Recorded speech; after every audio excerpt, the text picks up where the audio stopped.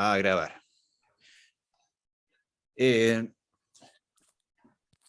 Con el gentil auspicio del Ministerio de Hacienda, nuevamente tenemos una reforma tributaria y que nos va a tener preocupado por un buen tiempo. Entonces, en esta hora, 20 minutos, hora y media, vamos a conversar sobre la reforma tributaria, el proyecto de ley.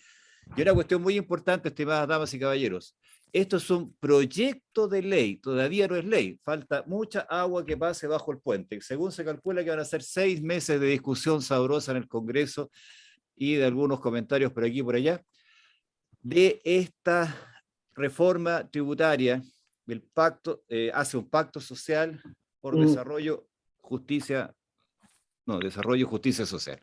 El título es muy grande, parece canción de Florcita Motúa, yo siempre he dicho, pero va por ese lado, o sea, va por aumentar la carga tributaria. Eso es lo fundamental. Lo que se quiere es aumentar la carga tributaria. No, mándeme todo a mí, no. Sí. Por lo tanto, ese es el objetivo de esta nueva reforma tributaria. Y no hay que engañarse porque eso es, y no hay que mirarlo con mal cara, porque es lo que se necesita. Esta presentación solamente se va a compartir la grabación. ¿Y por qué tan mezquino? Porque esto está en discusión. Ayer hemos estado teniendo con los profesores del área tributaria varias reuniones, ya tuvimos la segunda ayer, y es increíble el nivel de detalle que hay. Hay una parte que es de la elusión, que se modifica el código tributario, que eso lo desarrollan más los colegas abogados. A nosotros nos interesa más el tema numérico, el tema que pasa en la empresa. Y en eso hay una serie de detalles numéricos, para arriba, para abajo, que todavía no me puede ir cambiando, hay muchos ajustes. Por eso que la presentación, la PPT no la vamos a compartir, pero sí el video, también lo voy a subir a mi canal de YouTube para que aprovechen, le pongan like, se suscriban a mi canal. Necesito llegar prontamente a los 200, a los 100 amigos. Pero no, se va a compartir el video, no así la presentación, porque esto va cambiando. Perdón, no es que vaya cambiando, se va especificando y de repente el texto no permite entender un ajuste, que es lo que nos interesa a nosotros, cómo voy a hacer el ajuste, cómo voy a hacer el cálculo. Por lo tanto, no me quiero particular con una presentación formal, difundirla. Sí, el video lo van a tener para que lo puedan ver y vamos a seguir realizando charlas, porque esto es más grande y esto tiene varios... Está en una reforma grande, es una reforma dura. ¿Ya? No es una reforma fácil esta, desde mi punto de vista. Pese a que se está modificando los sistemas tributarios que ya existían, tiene bastantes complicaciones, porque están modificando, están destruyendo en el fondo, no, esa palabra es muy fea, están cambiando el régimen de tributación integral por esta otra tributación que le han llamado dual, malamente llamada dual, sino que estamos cambiando. Y hay muchos detallitos que está detrás. Entonces, es una reforma amplia, tiene muchos efectos, y eso es lo que les voy a presentar. En primera parte, el proyecto, y después nos vamos a ir al tema del 14A con la tributación de las personas naturales, con una idea general de cómo se registraría esto y algunos cálculos incipientes de cómo tendríamos que calcular esta nueva tributación. Y después vamos a terminar con unos pequeños comentarios generales. Y obviamente no vamos a hablar toda la reforma tributaria hoy día, vamos a seguir haciendo estas charlas para la comunidad tributaria de la Universidad de Santiago, y porque esto va avanzando. Veamos el proyecto de ley, que insisto, voy a ser majadero, esto es un proyecto de ley, falta mucha agua que baje bajo el puente, súper amplia. Yo decía que esta era la reforma, la madre de todas las reformas tributarias, porque iba a aumentar la recaudación aproximadamente en 10.000 a 12.000 millones de dólares, o sea, 12 puentes el Chacao, para que ustedes tengan una dimensión más o menos. O sea, no es el vuelto al pan, o sea, es una cantidad fuerte de ingresos. Realmente, no, creo que ninguna reforma tributaria había ambicionado tanta recaudación. Y para eso se hicieron diálogos sociales, se recogió mucha opinión de las personas para aunar criterios y llegar a una estructura, un proyecto que generara esta potente recaudación de tributos. ¿Qué se modifica? Artículo primero, Código Tributario. Artículo 2, Ley de Impuestos a la Renta. Ahí ese artículo, yo los invito a que lo estudien con calma, porque ahí está, artículo 2 de este proyecto de ley, Aquí lo tienen, pueden ver que es bastante gordito, ¿ya? Y se puede... Esta es unas veces en la cual el mensaje, el texto introductorio, es más corto que el proyecto. Otras veces ha sido más largo y el proyecto ha sido más corto. Pero aquí es más potente, más grande el texto. Tiene mucha normativa. Artículo 2, nos concentra, si ustedes quieren leer de forma más rápida, artículo 2 es la parte medular de la tributación de las empresas. Ahí se termina con el sistema integral, se va a este sistema dual, que le llaman dual, pero en realidad se termina la integración y se paga un impuesto para los retiros parejito en 22, para los dividendos y retiros parejito en 22%. Artículo 3, reforma de la ley de impuestos a las ventas y servicios, que esa no la vamos a comentar esta mañana, sí más adelante vamos a hacer otra conexión para hablar de eso. Ley de impuesto a la herencia, no voy a hablar nunca de eso porque no es algo que manejo, pero ahí hay modificaciones. Después viene modificaciones a la LUF, la Ley de Administración de Fondos de Terceros. Se le da una tributación ahora, algunos dicen se elimina la exención de los fondos de inversión. En realidad yo siempre he pensado que los fondos de inversión siempre han tenido que pagar impuestos, pero no han pagado, pero ahora se les da una tributación especial. Hay una modificación a la ley de I+D, que se llama de incentivo tributario a la inversión y desarrollo, donde se permite, se le hace más atractivo a las pymes que puedan donar, que puedan tener este beneficio tributario de aceptar como gasto y algunos ajustes por ahí para la renta líquida para optimizar la carga tributaria por todo lo que yo haya invertido en proyectos de investigación y desarrollo a instituciones que estén validadas por una universidad o algún centro de investigación. El artículo 7, ahí está el DFL2. Eso es lo que nos duele a muchas personas que arriendan bienes raíces acogidos a esta disposición, y ahora no es que se cambie lo que ya está, sino que en el fondo se eliminan algunas cosas que no voy a entrar en más detalle eso porque los voy a dejar ahí porque con las ganas de participar en otro seminario, pero ahí se modifica este tema, este beneficio de las personas que puedan generar ingresos no renta por la tributación de los arriendos. Bueno, después vienen otras leyes especiales, se modifica el régimen aduanero, hay tema con la SOFRI, se modifican algunas disposiciones con las zona franca de Iquique, la región de Copilla, es decir, región de Magallanes, se modifican los regímenes tributarios y aduaneros de sectores que tenían estos beneficios. Artículo 13, impuesto al patrimonio. Ahí se crea prácticamente una ley nueva, la ley de impuesto al patrimonio, donde a contribuyentes con altos patrimonios, 5.000 millones de dólares más o menos, 5 millones de dólares, perdón, estoy igual que el presidente, se me confunde entre 1.000, 5 millones de dólares para arriba pagarían este impuesto. Y después artículo 14, ley de registro nacional de beneficiarios finales. Este registro para poder saber quién es el que genera, a quién le llega al final la utilidad. Y después viene una serie de normas transitorias que son muy importantes para saber cuándo empiezan a tener vigencia estas normativas. Ahí están especificadamente todas las modificaciones y al final una norma transitoria que establece, lo que no es nuevo, toda ley tributaria tiene vigencia a contar del mes siguiente de su fecha de publicación.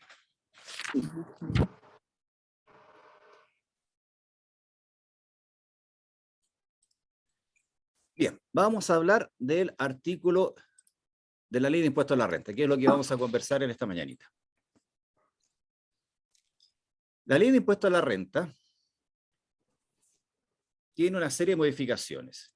Se crea un nuevo impuesto a las rentas del capital, un IRC. Acostumbrémonos a una nueva sigla. Hablamos del IRPC, impuesto a la renta de primera categoría, o IDPC, como dice impuesto interno, el IG, impuesto obrero complementario, el IA, impuesto adicional, el IUT, el IUT, impuesto único al trabajo, y ahora tenemos IRC. Cada vez el ámbito tributario tiene más un código aparte. Quizás algún día seamos alguna lengua. Se modifica artículo 14, se modifica artículo 17, específicamente en el mayor valor en la enajenación de acciones y derechos sociales. Se elimina esa, cuando yo vendía acciones o derechos sociales a una persona no relacionada y el mayor valor no superaba 10 UTAs, eso era ingreso no renta. Ahora eso se eliminó, principalmente la mayor diferencia. Se modifica artículo 20, se elimina la integración, se modifica la tasa, se deja establecido la tasa de primera categoría es un 25%, lo cual también es ahora, solo que los 14A tienen un 27%, pero se rebaja un 25% todas, 14A también un 25%, pero esa rebaja es un tanto mentirosa, porque hay una tasa de desarrollo. Artículo 20 bis, se crea una cosa nueva, un nombre que yo no había visto en otras legislaciones, no había visto yo, no, perdón, en otras legislaciones no he visto, y no he visto esa mecánica, que realmente no es una tasa, sino que es un impuesto que se calcula de tal manera, se le pueden rebajar ciertas cosas y sería un mayor tributo. Y que si yo no tengo las rebajas, al final estaría pagando un 27%. Ya tengo un ejemplo para explicarle eso, así que no se preocupen. Se modifica el artículo 21, 31, se modifica el tema de las pérdidas tributarias, 32, 33, etcétera, etcétera. Muchas de estas modificaciones son de coherencia. Se modifica el artículo 37 bis. ¿Qué era este artículo 37 bis? Este artículo fue incluido por la ley 21.420, la última que hubo, donde de la exención, algunos temas, algunas exenciones se modificaban, y la última reforma tributaria, y se creó este artículo 37 bis que homologa el tratamiento tributario al contable. Ahora se hizo una modificación, sacando al Servicio de Impuesto Interno la facultad de normar cómo se iba a contabilizar esto. 34 bis se modifica el término de giro, obviamente, porque si se modifica el artículo 14, se tiene que modificar esto, cómo se termina este impuesto al final cuando se termina un negocio. Artículo 39 se modifican algunas exenciones, y una serie de modificaciones, artículo 41, A a la H, o sea, A, E, F, etcétera, etcétera, que son normas de control de la elusión, principalmente. Son todas estas normativas de la tributación de Chile al extranjero. Se modifica el impuesto único al trabajo, las tablas, se modifica el artículo 52 bis, que es la tabla especial para el sueldo del presidente de los ministros, porque la tabla anteriormente era un 40%, esa tabla siempre quedó en un 45%, ahora la tabla máxima del impuesto único al trabajo la tasa máxima va a ser un 43%, se modifica el artículo 55 bis, el tema de los intereses por crédito hipotecarios, el tema del 55 ter, Cuater, se crea el artículo 55 Cuater, se crea la rebaja de las bases imponibles por los arriendos, el quinquies por los gastos por cuidados de personas que necesitan mayores cuidados, y el artículo 55 sexies, que no es que sea sexy, sino que está después del quinquies, que pone límites generales al global complementario de las rebajas, de todas las rebajas que yo puedo hacer, no pueden superar ciertos montos. Y se crea el título cuarto ter, que es el impuesto a las ganancias de capital, este IRC, que está contenido en el nuevo artículo 63 bis. Esa es la visión general de esta reforma tributaria, y para que tengan una visión panorámica. Ahora vamos a hablar específicamente del artículo 14, que se vincula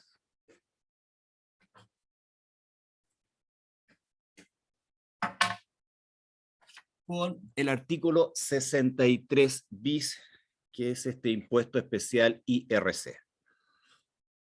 Nuevamente el artículo 14 se modifica. Estamos acostumbrados que siempre el artículo 14 se modifique, que es el impuesto que relaciona la tributación de las empresas con los dueños de las empresas. Cuando empezó esta cuestión de modificación del artículo 14, ya por la ley 20.780, se creó el artículo 14A, 14B, ¿ya? Que en realidad es la letra A del artículo 14 y la letra B del artículo 14, pero siempre nosotros hablamos 14A, 14B. 14A renta atribuida, 14B semi-integrado. Pero después se modificó, se eliminó la tributación de la letra D, y el A pasó a ser B. Y ahora el 14A es semi-íntegro, entonces se empieza a enredar todo este tema. si sale esta reforma tributaria aprobada, estos serían las nuevas letras del artículo 14. 14A está la tributación de las empresas en general. En general. ¿Pueden haber empresas chicas que están metidas en esta tributación? Sí, pueden. No hay requisitos para caer en este régimen, 14A. En la 14D está establecido el tributo al diferimiento de impuestos finales. Este es un impuesto que se aplica para las utilidades que están emposadas en una empresa de capitales, perdón, de rentas pasivas. Una empresa de inversión en la cual el 50% de sus ingresos sean rentas pasivas, va a tener que pagar este impuesto. Y esto está pensado para las empresas de inversión donde las personas naturales dejan en estas compañías todas sus utilidades, no las retiran, y ahora esto es un impuesto. Algunos hablan de una tasa de interés que está cobrando el fisco por mantener las utilidades de la empresa. Si se dan cuenta, la lógica de todo este sistema es distinto a lo que había esperado a partir del año 84. El año 84, con la ley 18.293, que crea el FUT, se estableció un sistema tributario donde se premiaba, por así decirlo, se te tributaba menos si yo no retiraba, digo yo, los empresarios no retiran plata de su empresa. Si la dejo en la empresa se capitaliza, tiene recursos. Y la idea desde el punto de vista fiscal, desde el punto de vista de la administración, es motivar que los inversionistas no saquen la plata de la empresa para que la empresa tenga recursos, no se desfinancie. Y ese es el mensaje que manda el legislador desde el año 84 hasta la fecha. Pero, como la plata estaba en la empresa y no se llevaba al consumo, se empezó a cambiar el paradigma y que motivar a que retiraran. Se crea el ISFUT y se crea este tributo que no es ISFUT, sino que la plata, si está en la empresa y yo no la retiro, pago impuestos. Enfocado específicamente a empresas de inversiones, no todas las empresas, todas las empresas. La letra 14C, rentas provenientes de empresas que declaran impuestos a la renta de primera categoría sin contabilidad completa. 14D sigue siendo el régimen simplificado para la micro, pequeña y mediana empresa, sigue existiendo este mecanismo, no hay mayor modificación a las empresas pymes. Por ahí un político dijo que las pymes le rebajaron la carga tributaria, no, quedaron igual. 14E, hay un control de retiros y dividendos desproporcionados, ahora se establece en la letra E del artículo 14, específicamente, de que el Servicio de Impuesto Interno puede cuestionar si hay retiros de utilidades de sociedades de personas de un criterio distinto a la participación social. O sea, si el socio minoritario se lleva el 80% de la utilidad, como diría Bombofica, sospechosa la situación. Entonces, Impuesto Interno ahí entra a preguntar, a ver, ¿qué pasó aquí? ¿Por qué no se está respetando el pacto social? Y ahí el contribuyente simplemente tiene que demostrar qué sucedió. Artículo 14F, el efecto de las reorganizaciones. 14G, contribuyente no afecta al artículo 14, y en la letra H una serie de definiciones. Esa también una visión panorámica. Vámonos ahora a los regímenes. Si un contribuyente quiere tributar según el impuesto a la renta de primera categoría, la primera tema es ver si se puede acoger a renta presunta o renta efectiva. Renta presunta, artículo 34 de la Ley de Impuesto a la Renta, para explotación de bienes raíces agrícolas, transporte, minería, no sé si se me olvidó otro. Se modificaron los límites para poder ingresar a este tipo de mecanismos. Pero es una alternativa. Si no estoy en ese ámbito, me voy a régimen general, a renta efectiva, y tengo dos mecanismos, régimen general y para pyme. Y de pyme tengo dos alternativas más, 14D3, 14D8. Y esto es más o menos lo mismo que había en esta época a grandes rasgos, pero con diferencias. Entonces, es lo mismo, pero con diferencias. Las diferencias están acotadas a lo siguiente. La tributación de la empresa sigue siendo con el mismo mecanismo, 14A, según criterio de vengado percibido, determinando una renta líquida imponible según lo que diga el artículo 29 al 33, en concordancia con el 21 y el 41. 14D3, que se llama cláusula PYME, algunos llaman, la renta líquida imponible no es según balance, sino por esta diferencia de los flujos de pérdida, ingresos efectivamente percibidos y gastos efectivamente realizados. 14D8, la misma situación. Esta es una diferencia de caja. Los dueños, ¿cómo van a tributar? Por los retiros efectivos que realicen. Y si no realizo retiros, no pago impuestos. La misma situación para el 14D3 y 14D8 no, es distinto. Es un resabio de la renta atribuida de la ley 20.180, donde la utilidad de la empresa pasa automáticamente a los dueños de la empresa, habiendo o no habiendo retiros. El tema del crédito, y aquí está la gran diferencia respecto del régimen que está vigente hoy en día. En el régimen general no hay crédito porque ya no está esta integración del impuesto que pague la empresa que rebaja la tributación de los dueños. Ya no está esta situación de crédito. El impuesto de la empresa es impuesto que va al fisco. No va como anticipo para la tributación de las personas naturales. En cambio, en el 14D3, sí, sigue el sistema, sigue la integración. Por lo tanto, la integración sigue manteniéndose para los que están acogidos al 14D3. ¿Puede una empresa con características de pyme? Y aquí una cosa bien importante que hay que tener claro. El concepto de pyme tributario está supeditado a los requisitos que vamos a ver más abajo, que es principalmente el flujo de ventas que yo tenga y el capital. 75.000 UF, 85.000 UF para el capital. Es un criterio PYME tributario solamente con atributos al capital, al flujo. Pero el concepto PYME es mucho más que eso. La ley de emprendimiento, la ex ley de quiebra, tiene un concepto de pyme un poquito más elaborado, que considera capital, número de trabajadores. Antiguamente la Corfo difundía un criterio de pyme que tenía esa connotación, un mix de capital, número de trabajadores, ingresos de venta. Y eso lo reconocía como pyme. Como anécdota, le puedo contar que el año pasado, una profesora brasileña quería hacer un estudio de las pymes en Sudamérica.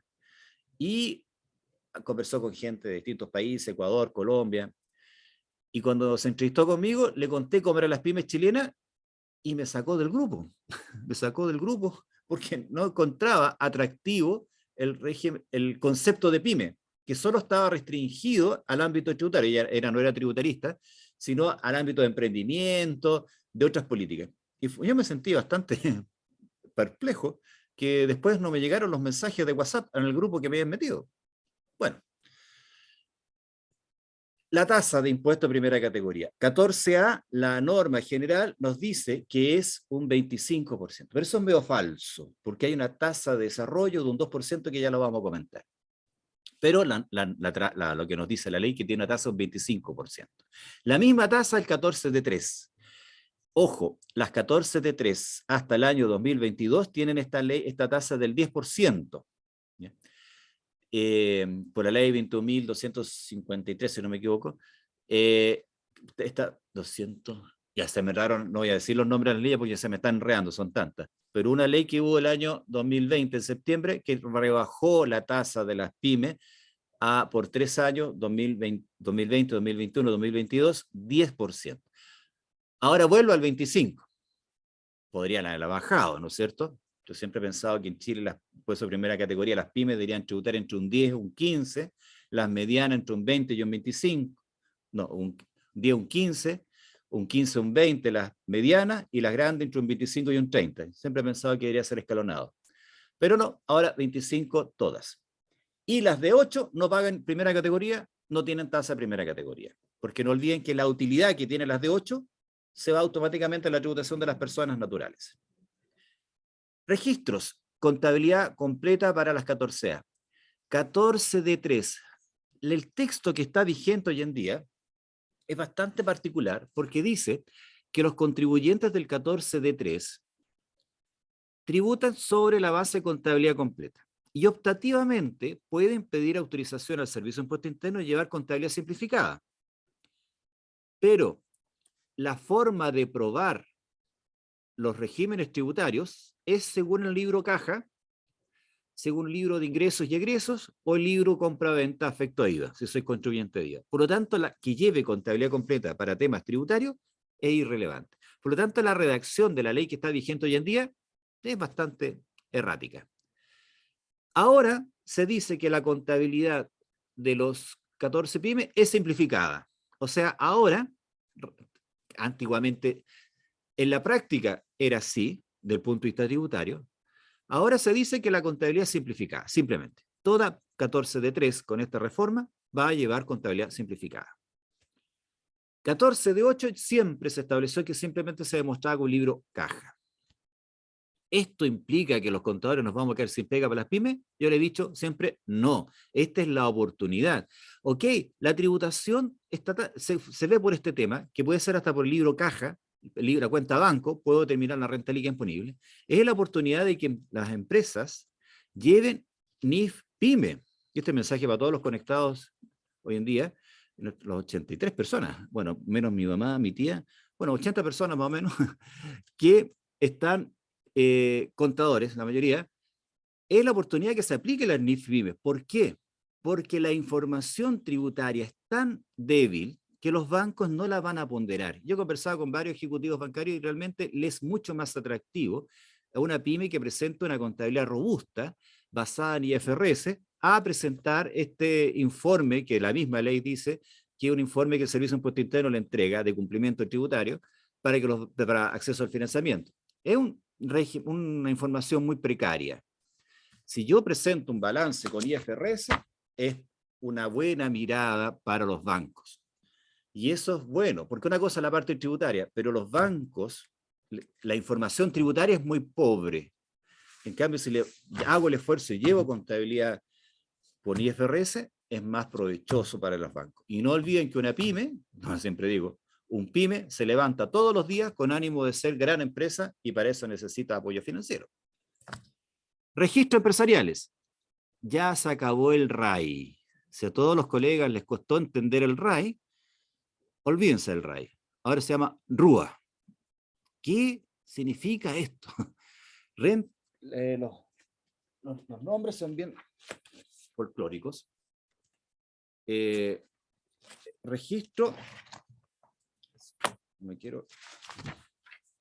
Registro de utilidades acumuladas. Se acabó la renta afecta a impuestos, que la ley 21.210 le puso RAI nomás, ahora se llama RUA.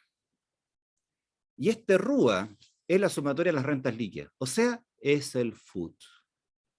Hermanos míos, ha resucitado el FUT, como dijo Luis Cacheles en una columna tiempo atrás, yo también lo dije el tiempo atrás en mi columna del diario Estrategia, ha vuelto el FUT. RDT, registro de diferencias temporales. No es impuesto diferido esto, estimados colegas. El otro día un colega dijo, esto nos va a hacer, hay muchos contadores que no conocen las diferencias temporarias. Oye viejo, eso no es impuesto diferido, es NIC 12, no tiene nada que ver con esto. Así que por favor no caigan en el mismo error de mi querido amigo. No voy a decir el nombre, solamente las iniciales. No voy a contar. Registro de diferencias temporales. Es un registro que reúne la diferencia entre la depreciación acelerada y normal. Ese es el primer punto. Y la otra parte es cualquier renta percibida o devengada no afecta a primera categoría, es decir, que no está en la renta líquida imponible, pero sí afecta a impuestos personales. ¿Cuál? No lo sé. Ayer los colegas nos reunimos y dijeron, ¿será SOFRI? REX, rentas exentas, ingresos no renta. Y ahora, los retiros, cuando supere el RUA, supere el RDT, esto en régimen, porque en rentas transitorias el RAI también está metido por ahí, pero no voy a hablar de eso, para no enredarlo, solamente esta es la primera aproximación. Esto es como una saga, así como la Guerra de las Galaxias, está aumentando. RUA, REX, RDT, REX se imputan a las utilidades financieras acumuladas que se entiende que superan todos esos registros, si yo tengo utilidades financieras de 1000 y la sumatoria del RUA, RDT y REX también son 1000, no hay utilidades acumuladas. Pero si por ese motivo tengo utilidades acumuladas en mi balance de 10.000 y la sumatoria del RUA, RDT y REX son 7.000, significa que hay 3.000 que son utilidades financieras susceptibles de ser retiradas y también pagan impuestos finales. Eso iría en este registro, que se me ocurrió llamarlo, registro patrimonio contable, que va a tener una columna de las utilidades acumuladas que sobrepasen los registros tributarios propiamente tal, y el capital aportado. Los mismos registros se van a aplicar en el 14D3 y 14D8 no hay registro. Requisitos para acogerse a estas maravillas. 14A no hay requisitos. Cualquier contribuyente se acoge a esto. Pero si quiero reconocer el carácter de pyme, que ahora ahora es más atractivo porque tiene esta integración del impuesto de primera categoría, tengo que tener ingresos menores a 75.000 UFs por los 3 años hacia atrás y capital efectivo cuando yo me constituí inferior a 85.000 UFs e ingresos menores a 75.000 UF. ¿Cómo esto? Lo que es vigente hoy en día, que si yo quiero del régimen general pasar al régimen PYME, estando en el régimen general, tengo que haber tenido ingresos promedio de los últimos 3 años inferiores a 75.000 UF. Y además, cuando me constituí primitivamente, mi capital efectivo no tiene que haber superado 85.000 UF. Ahora, tengo que seguir teniendo el tema de los 75.000 UFs por los 3 años y además haber tenido capital efectivo 85.000 UFs y además en la fecha de la Constitución, cuando me cambié el régimen, lo que sea, ingresos inferiores a 75.000 UF cuando me constituí. Una pequeña precisión. Los ingresos 75.000 UF cuando yo me cambio régimen y mantenerlo en el tiempo. O sea, estoy en PYME, siempre tengo que tener ingresos inferiores a 75.000 UF. Una pequeña precisión. Siempre 75.000 UFs. Y cuando me ingresé, cuando me constituí, un capital menos 85.000 UF. Ahora se incluye, además, que cuando me constituí, los ingresos tenían que haber sido 75.000 UF. En la práctica esto no encuentro que tenga mucho efecto, pero está en la normativa. Y 14D3, la misma historia, los mismos requisitos, además que los dueños tienen que ser personas naturales. Vámonos entonces a este tema que yo le estaba diciendo. Cuando hay un retiro, remesa o dividendo, se va a imputar al RUA. Si el retiro, remesa o dividendo fue mayor al RUA, se va a imputar al registro de diferencias temporales. Si el retiro superó el RUA RDT, vamos a consumir el REX. Todo retiro que sea imputado al RUA o RDT va al global complementario, va al impuesto de rentas del capital. Rectifico. Se va a afectar con el impuesto a rentas de capital. Todo retiro que se impute al REX en la cantidad que se vaya al REX no paga impuesto porque ingreso no renta. Si aún así el retiro es tan potente, vamos a tener que estudiar si me estoy llevando utilidades financieras o parte del capital. Veamos entonces. El RUA, rentas, registro de utilidades acumuladas. En este registro se registran, valga la redundancia, rentas o cantidades que provengan de la renta líquida imponible menos el impuesto a la renta de primera categoría menos gastos rechazados no afectos al artículo 21. O sea, multa, interés, reajuste y otros gastos que están metidos ahí, que no son gastos rechazados, que no son erogación de efectivo, se rebajan de la renta líquida imponible. Todo retiro se va a imputar primero a la renta líquida imponible del año. Si superan, se van a imputar, estamos dentro del RUA, a las utilidades acumuladas del ejercicio anterior actualizadas por la variación del IPC. Esto es la mecánica en régimen. Hay una serie de normativas de transición, porque después aquí se mete el RAI, pero no los voy a enredar todavía con eso. En una próxima sesión podemos convertir el tema de la transición. Pero aquí el RUA tiene esta característica: renta líquida imponible y se acumula la acumulación de los saldos que venían de ejercicios anteriores. ¿Qué es esto, damas y caballeros? Este es el FUT. Para todos los mayores de 30 años, que gozábamos maravillosas tardes haciendo el FUT, esto es el FUT.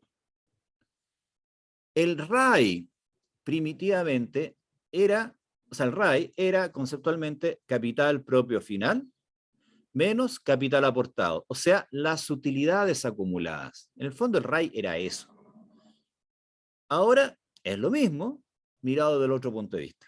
Me gusta más esto, sinceramente, esto porque voy sabiendo de dónde viene la utilidad y voy tributando por la utilidad. Si hay pérdida tributaria en un año,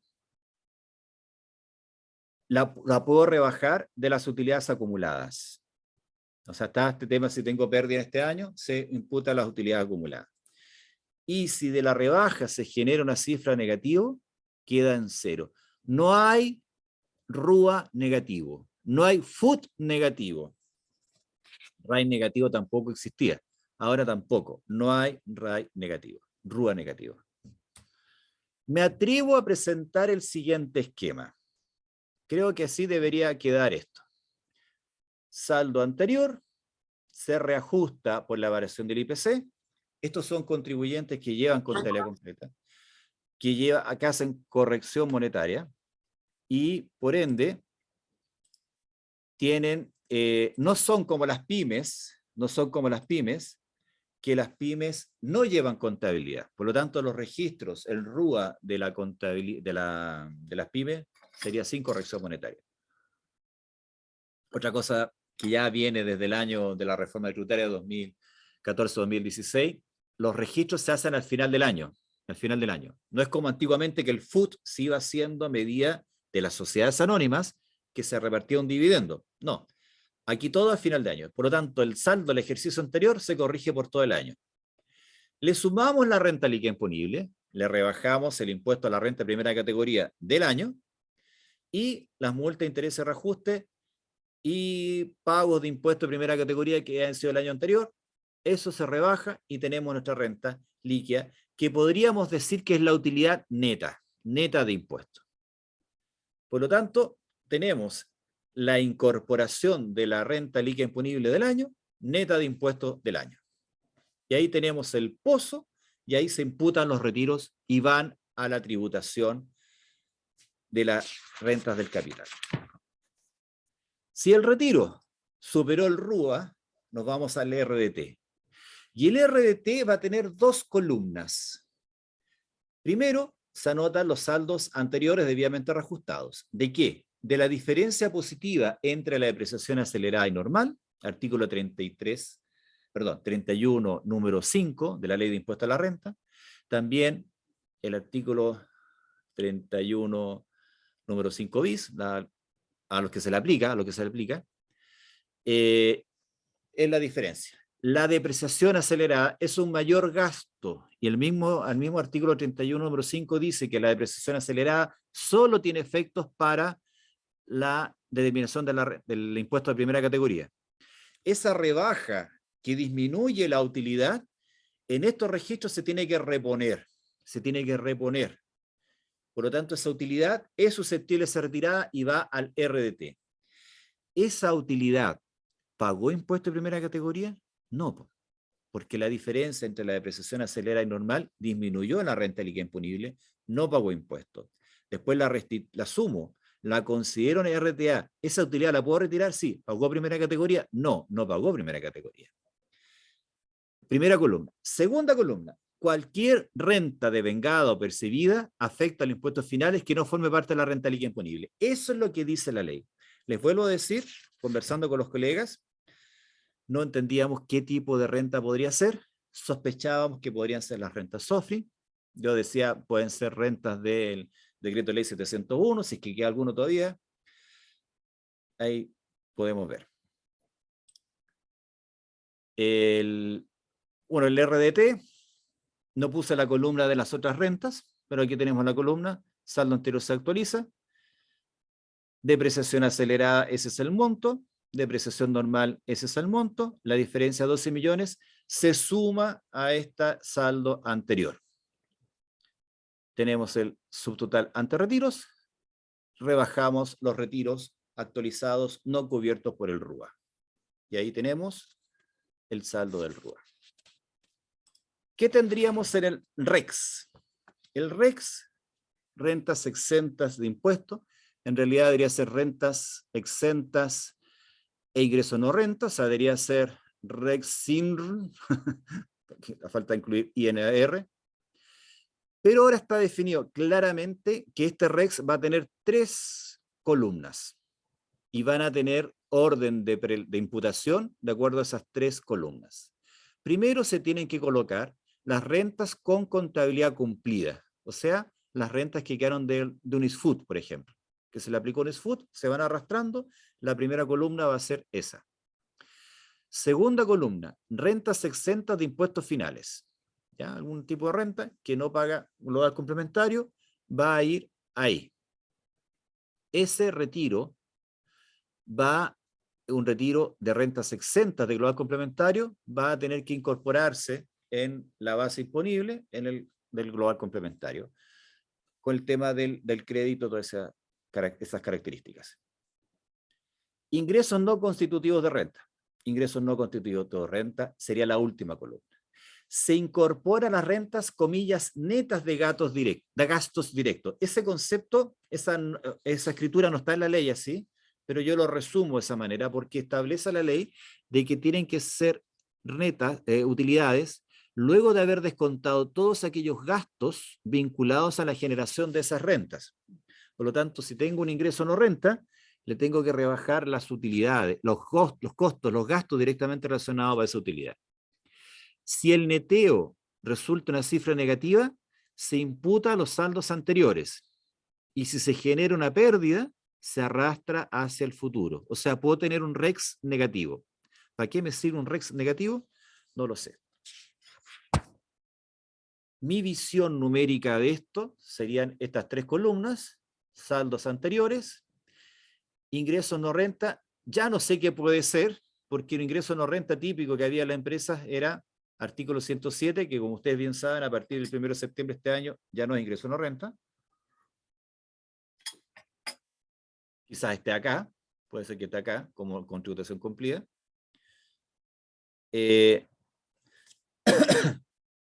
Tengo saldos anteriores y vienen los retiros. Supongamos que retiré 23 millones, que es lo que quedó de el RAI, el RUA, el RDT, va al REX, 23 millones. Primero consume la primera columna, segunda columna, tercera columna. Me queda un saldo. Diría, la gráfica sería así, escalonadito. Si el retiro fue tan grande, nos vamos a nuestro... Se imputan a las utilidades contables y capital propio. Y yo llamaré este retiro registro patrimonio contable. Así que como este video se va a difundir, lo pueden comentar. Pese a que me dijeron los colegas el otro día que nos reunimos, profesores del área tributaria de la USACH, que ya existía este registro. Pero no he visto que lo sea muy popular, así que oficialmente lo digo, se llamará, digo yo, llamaré este registro patrimonio contable. Si a alguien les gusta, lo pueden difundir. Este registro contable, patrimonio contable va a tener 2 grandes columnas. Lo que supere del REC se imputará a las utilidades contables acumuladas, que vuelvo a insistir, solamente existirá si en el balance tengo utilidades acumuladas, que al sumarlas sean mayores que la suma del RUA, RDT y el REX.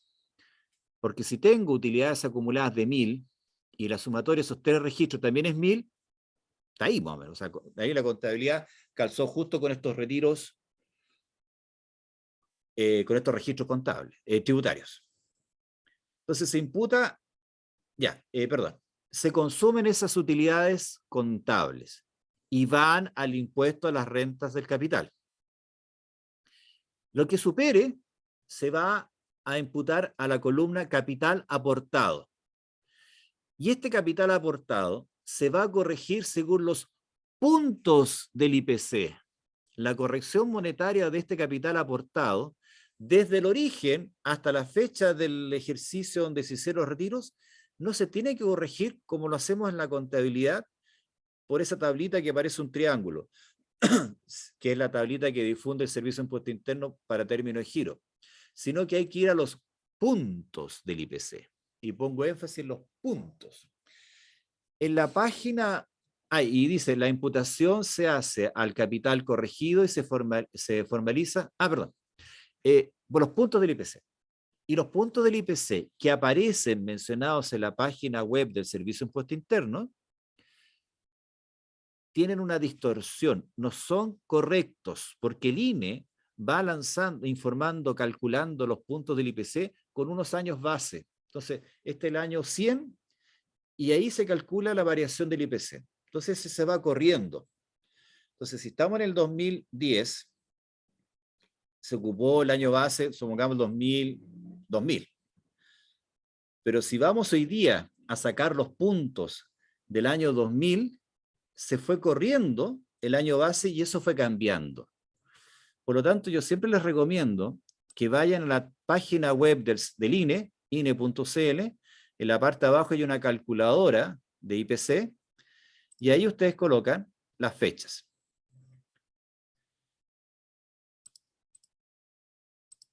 ¿La fecha de qué? La ley nos dice que es la variación del IPC del mes anterior al aporte del capital y el mes anterior del cierre del ejercicio.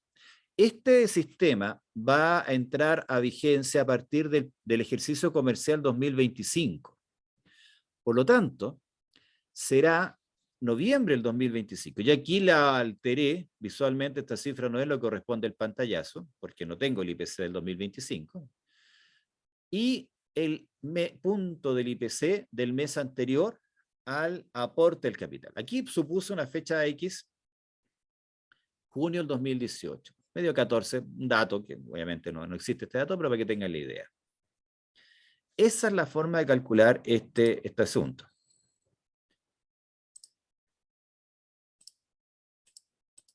Otra cosita importante, la imputación que se haga al capital corregido va a significar una disminución del capital.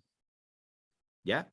Si yo llego a hacer un retiro y rebajo la columna capital, obligatoriamente voy a tener que tramitar una disminución de capital. Y se va a formalizar hasta febrero del año siguiente, de aquel año en que se hizo el retiro. O sea, supongamos que en el año 2025 voy a hacer un retiro tan potente que se lleva el RUA, se lleva el RDT, se lleva el REX, se lleva utilidades acumuladas y consumo capital. Esa disminución, esa cantidad que se llevó a la columna capital corregido de esta manera, va a tener que ser formalizado como una disminución de patrimonio propiamente tal, haciendo escritura pública, informando al servicio. Se tiene que formalizar y da plazo para el aviso del Servicio de Impuesto Interno hasta febrero del año siguiente.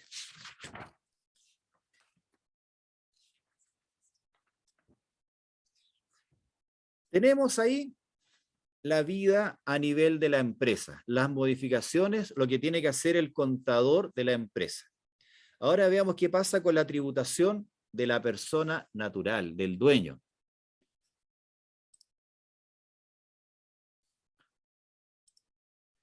A ver, aquí me preguntan, ¿ya no habría retiro en exceso? Es que ya no hay retiro en exceso hace hartos años. Desde el año 2000, de la reforma de 2014-2016, ya no hay retiro en exceso. Todo retiro paga impuestos. Veamos el siguiente esquema. Aquí tenemos una empresa que le puse chimenea para que pensemos que una empresa productiva. Va a tener su renta líquida imponible, va a rebajar su impuesto a la renta primera categoría y eso lo vamos a llevar al RUA. Eso va a ser RUA. Se va a realizar un retiro y ese retiro se lo va a llevar la socia en este caso. así como la amiga del presidente, socia. Y ese retiro, usted dirá, ¿va al global complementario? No. Va a ir el impuesto a las rentas de capital. Aquí, por favor, raye la pantalla. A ver. Vamos a corregir un detalle chiquitito. Denme un segundo nomás que...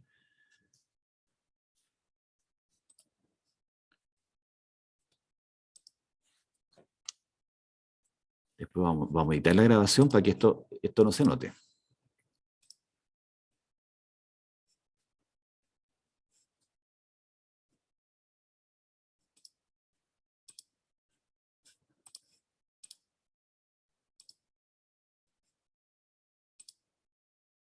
Y ahora sí. Tan, tan, tan, tan, tan, tan. Listo. Va al impuesto 63 bis. Decía 65. Era 63 bis. Y ahí se va a afectar con una tasa única de un 22%. 22%. Y olvídense del global complementario, la tasa va a pagar un 22%. Entonces, si algún socio le dice a usted, oye, ¿cuánto es la carga tributaria que voy a tener que pagar? 22%.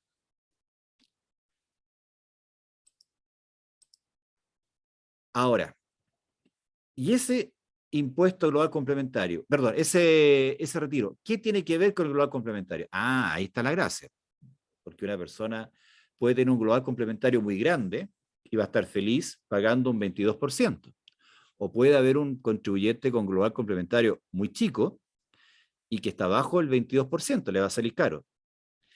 Y ahí viene una alternativa, o sea, un tratamiento. ¿Tiene efecto en el global complementario? Sí, sí tiene efecto en el global complementario. Se va a considerar como renta exenta, según el número 3 del artículo 54 de la Ley de Impuestos a la Renta. Y eso, mis estimadas damas y caballeros, les voy a contar una primicia. No sé si será cierto. Yo creo que sí, yo creo que sí. Fue invento de la Universidad de Santiago, una propuesta Pinto Perry. ¿Por qué? Porque en los diálogos sociales que hizo el Ministerio de Hacienda, participamos, la audiencia número 6, ustedes pueden ver ahí después el vínculo, aparece nuestra presentación con el profesor Rodrigo Benítez, presentamos nuestra propuesta, nuestra idea, y una idea que nosotros presentamos en esa oportunidad fue la desintegración. No estábamos inventando la rueda, ¿no? Si eso ya se viene discutiendo hace mucho tiempo. Yo del año 2014 que vengo mencionando los efectos de una desintegración del impuesto de primera categoría.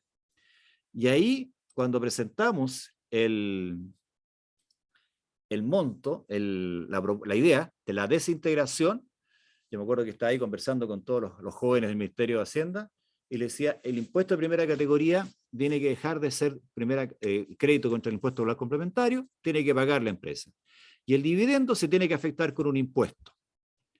Yo dije, entre un 3 y un 5, un impuesto chiquitito. Aquí pusieron 22, hasta ahí nomás no se escucharon.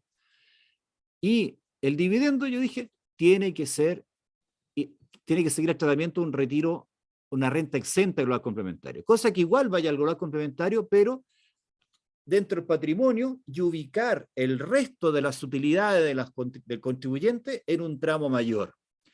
Y de esa manera, el resto de las utilidades del global complementario se afectan con una tasa mayor. Y los jóvenes me hacían así, y vi muchos que anotaron. En una de esas le interesó y lo pusieron, no lo sé, pero me paso el avisito. Ahora, no me echen la culpa por la tasa yo no la puse. Entonces, la primera alternativa es que sea exento. Y después viene una segunda, perdón, me retracto. Esa es la norma general, Tiene que ser una renta exenta.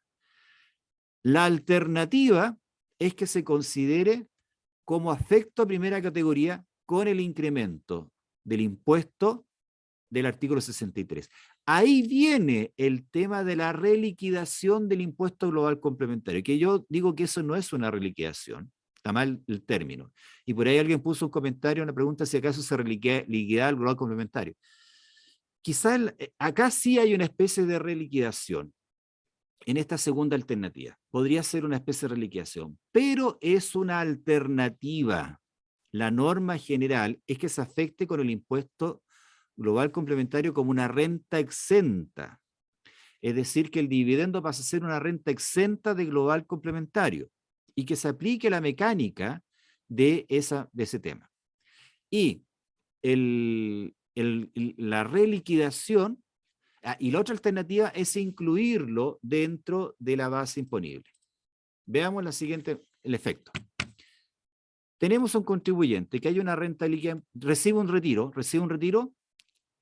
perdón, de una empresa se hace un retiro de 25 millones de pesos, 25 millones de pesos. Se afecta con una tasa del 22%.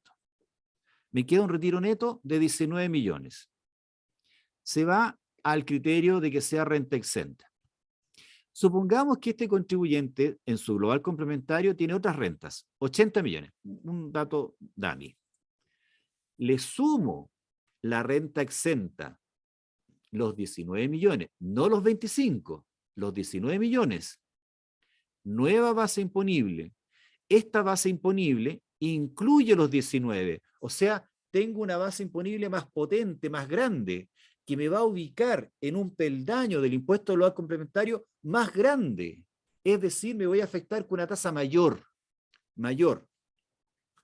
Y eso implica que voy a tener una base mayor, le aplico la tasa pertinente. Esta es una tasa del global complementario vigente a el año abril de este año. Hay una distorsión ahí, porque la tasa aumenta ahora. Pero, para que tengamos claro la mecánica, 35% rebajo la rebaja que viene por tabla, y ese sería el impuesto global complementario. ¿Que voy a pagar? No. Toda renta exenta da un crédito, que es un crédito que se considera la renta, se saca del impuesto global complementario la proporción que se afectó a la renta exenta. Y eso es tomar el impuesto que se pagó dividido por la base multiplicado por la renta exenta. Y eso les da un monto que se rebaja del impuesto de global complementario que se terminó, y este es el impuesto que estaría pagando. Este sería la norma general, considerarlo como renta exenta. La otra alternativa es esta. El retiro, 25 millones, pago el 22%, tengo el retiro neto. Nuevamente, tengo una base imponible, le sumo el retiro neto, pero lo incremento, o sea, sumo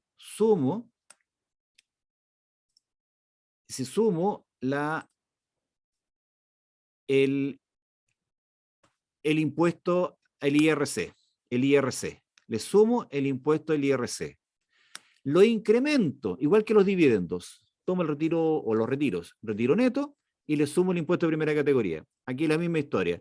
Tomo el retiro neto, le sumo el impuesto, el IRC, meto en la base imponible el global complementario el dividendo bruto.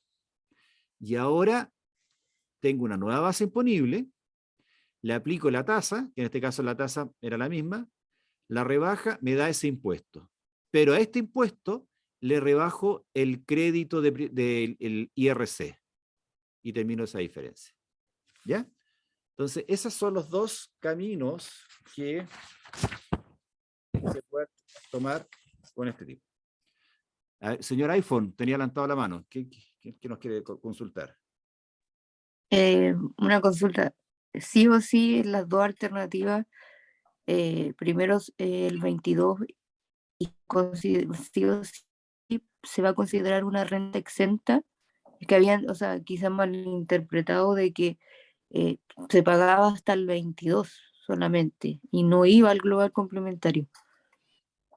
Pero ahora con su explicación es como pago el 22 y esa lo considero una renta exenta, entonces ahí es mi duda. Ya, mire, aquí iPhone es su nombre, ¿no es cierto? No, no le cambié a mi nombre, Sandra. Ya. Mire, yo les dije que, bueno, esta es una reforma, voy a hacer un comentario bien pesado, esta es una reforma que lamentablemente se está poniendo muy política. Se está hablando mucho. y yo les pediría que siempre se basaran en las charlas que vamos a hacer nosotros como comunidad USACH y de algunos informes de empresas auditoras que se están difundiendo. Pero se habla mucho a nivel político y que no corresponde a la realidad. Esto es así. Esto está sacado textualmente del texto de la ley y el dividendo se va a afectar con el impuesto al 22%, que esa es la tributación que va a afectar a los retiros y dividendos y remesas. Y se van a relacionar con el impuesto global complementario de estas dos maneras, con alguna de estas dos maneras. Esto es lo que está en la ley. ¿Bien? Entonces, lo que hayan dicho de otra manera no es preciso. No quiero decir que esté malo. Quizás lo mismo dicho con otras palabras, pero esto es. Se ha dicho que esto que está acá es una reliquidación. Yo creo que no es conceptualmente una reliquidación. No es una reliquidación. Si este crédito que está acá, fuera superior al impuesto global complementario, es procedente que le devuelvan ese impuesto. ¿Ya? Por lo tanto, sería una integración del impuesto de las rentas del capital con el global complementario. Pero solo con esta alternativa. Con esta alternativa que está acá, no hay devolución de este crédito. Queda en cero. O sea que yo sí, por ejemplo, en el texto de la ley pago el 22 y de la alternativa que yo elija, va a pasar como una renta exenta No, sí, pues, va a por la pasar a ser una renta exenta. progresividad. Siempre va a ser Ya. una renta exenta. Alternativamente, usted la va a poder meter en su global complementario y utilizar el impuesto del IRC como crédito. ¿Ya? Bien, sigamos. El número 5 del artículo 63 bis establece lo siguiente.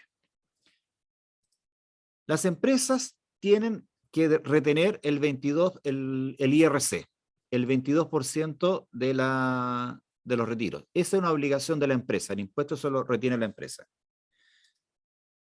No se realizará retención si corresponde a la devolución de capital. Ya recuerdan lo del registro del patrimonio contable. Si hubiera un retiro que se imputó a la columna capital, eso no hay retención porque no está afecto a impuestos, ni tampoco si se afecta al REX. Y los retiros tiene la siguiente, recordemos cómo se imputan los retiros.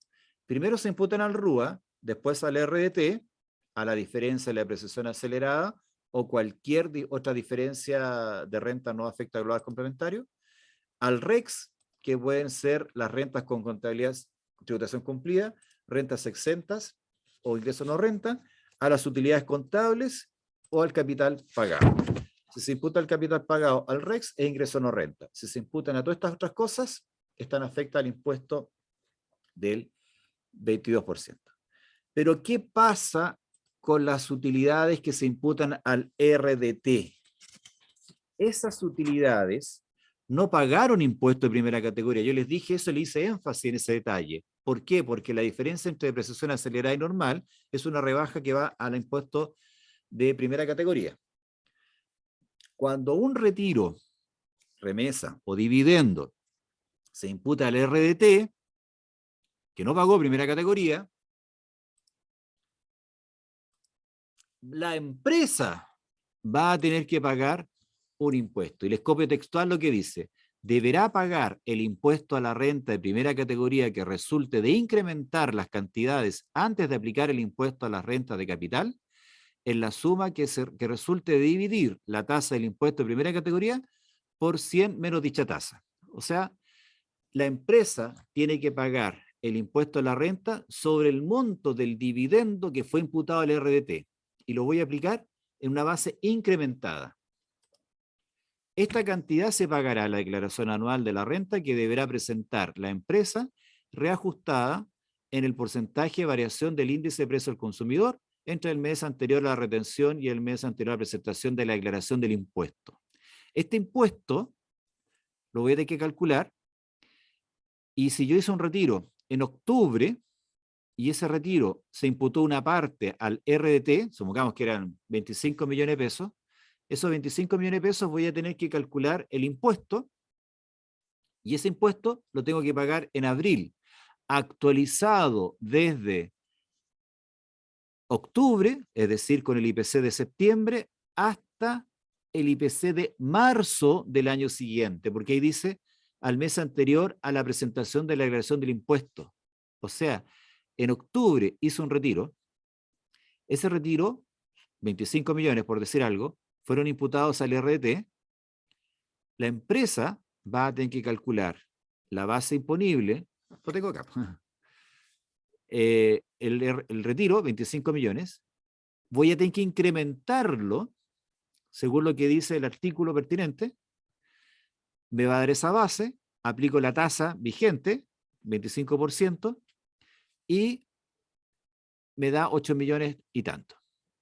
Eso lo tengo que pagar en mi declaración de impuestos, pero lo voy a actualizar por la variación del IPC de, en este caso fue un retiro que fue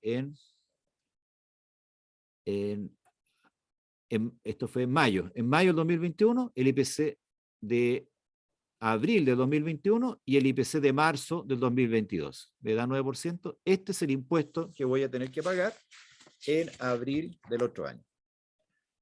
Con los puntos que los saqué de la tablita, de la página web, de la calculadora de la página web. Aquí dice 2022, debería ser 2025. ¿Eh? Así tributaría la empresa por estos temas de los retiros.